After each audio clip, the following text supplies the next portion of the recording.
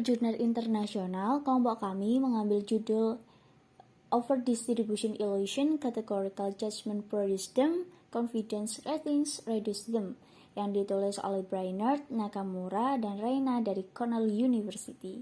Saya akan menjelaskan yakni latar belakang dari jurnal internasional yang telah kami review, yaitu overdistribusi adalah bentuk distorsi memori di mana suatu peristiwa diingat sebagai milik terlalu banyak keadaan episodik. Keadaan yang secara logis atau empiris tidak sesuai satu sama lain. Kami menyelidiki metode performantan respon untuk menekan dua tipe dasar dari overdistribusi, disjungsi dan juga ilusi konjungsi, yang paralel dengan beberapa ilusi klasik dalam literatur penilaian dan pengambilan keputusan atau keyakinan. Dalam metode ini, subjek merespon prompt memory dengan menilai keyakinan mereka bahwa isyarat tes memiliki episodik tertentu, misalnya disajikan pada daftar 1 dan disajikan pada daftar 2. Prediksi pusat yang diturunkan dari prinsip kalibrasi tugas teori fuzzy trace adalah bahwa peringkat kepercayaan harus mengurangi distribusi berlebihan dengan mengurangi ketergantungan subjek pada ingatan non-kompensasi.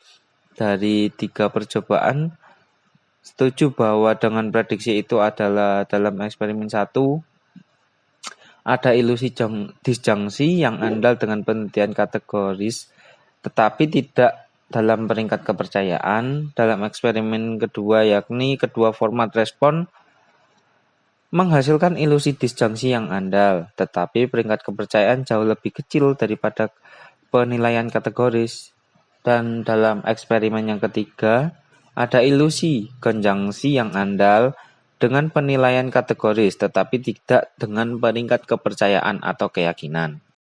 Terdapat variabel bebas, variat dan viral confounding dalam jurnal internasional yang telah kami review, yakni variabel bebasnya yaitu memori dan ingatan, variabel terikatnya ilusi overdistribusi, dan variabel confoundingnya yaitu lingkungan sosial. Hipotesis penelitian. Kami berasumsi sebagai hipotesis bahwa ketergantungan pada memori inti yang tidak terkompensasi setidaknya bertanggung jawab atas ilusi overdistribusi. Kami mempertimbangkan kontributor berpotensi lainnya dalam diskusi umum. Jika demikian, hal ini memungkinkan terjadi. Sementara melihat faktor desain yang lain sama untuk mengurangi overdistribusi dengan memaksa kondisi yang mengurangi ketergantungan pada ingatan itu. Ini membawa kita ke literatur pertimbangan dalam pengambilan keputusan dan prinsip yang disebut kalibrasi, yang digunakan FTT untuk memperhitungkan beberapa efek mengejutkan, misalnya pembalikan preferensi dan untuk memprediksi orang lain, misalnya resiko pembalikan persepsi, ilusi, pembingkaian non-numerik. Metode subjek penelitian. Subjek penelitian ini adalah 224 mahasiswa psikologi yang berpartisipasi dalam eksperimen untuk memenuhi skala 1 mata kuliah. Desain yang digunakan One Group Pretest Hypothesis Design. Pengukuran variabel bebas. Uji hipotesis dalam penelitian ini dilakukan dengan menghitung perkiraan daya statik berdasarkan hasil eksperimen sebelumnya pada ilusi disjungsi dan konjungsi. Prosedur eksperimen. Subjek diberitahu bahwa 2 daftar kata yang sekali berbeda akan disajikan, satu demi satu diikuti dengan tes memori. Kedua daftar tersebut kemudian ditampilkan di layar komputer dengan kata-kata individual muncul dengan kecepatan 2 detik.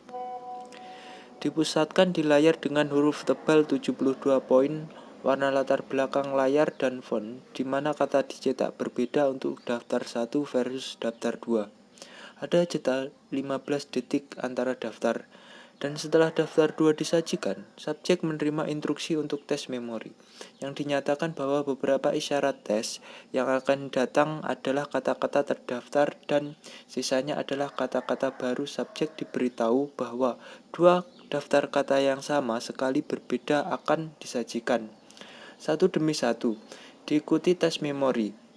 Kedua daftar tersebut kemudian ditampilkan di layar komputer dengan kata-kata individual muncul dengan kecepatan 2 detik, dipusatkan di layar dengan huruf tebal 72 poin. Warna latar belakang layar dan font di mana kata-kata tercetak berbeda. Untuk daftar 1 versus daftar 2, ada jeda 15 detik di antara daftar. Dan setelah daftar 2 disajikan, subjek menerima instruksi untuk tes memori yang menyatakan bahwa beberapa isyarat tes akan datang adalah kata-kata daftar, sisanya adalah kata-kata baru. Untuk kesimpulan, itu ringkasnya saat ini tuh ada 2 penjelasan teoritis tentang ilusi overdistribusi. Salah satunya adalah overdistribusi seperti berbagai macam bentuk lain dari distorsi itu bagian dari memori inti, dan hal itu memaparkan ilusi disjunction dan conjunction dan sumber memori sebagai konsekuensi dari prinsip itu. Teori lainnya itu tidak mendasarkan kepada prinsip umum dan sebagai gantinya berfokus pada menjelaskan ilusi disjunction dalam memori sumber melalui proses memprediksi yang muncul dalam sumber model. Seperti yang terjadi, penjelasan kedua menghadapi serangkaian tantangan empiris dan teoritis. Akan tetapi, sedikit eksperimen yang belum dilaporkan pada penjelasan kedua ini, dan beberapa di antaranya tantangan-tantangan ini mungkin untuk lemahnya hasil pada saat data terakumulasi. Gitu. Next, kita bakal bahas kelebihan dan kekurangan jurnal ini. Yang pertama kelebihan, mulai dari abstrak, latar belakang, metode, hipotesis, variabel, kesimpulan itu udah dipaparin dengan jelas oleh penulis. Terus di bagian kekurangannya itu desain yang digunakan tidak dijelaskan, akan tetapi sudah terlihat nih bahwa jurnal ini itu menggunakan one group pretest post-test design. Terus yang kedua itu bahasa, bukan sulit dimengerti sih, mungkin sulit untuk dipahami gitu.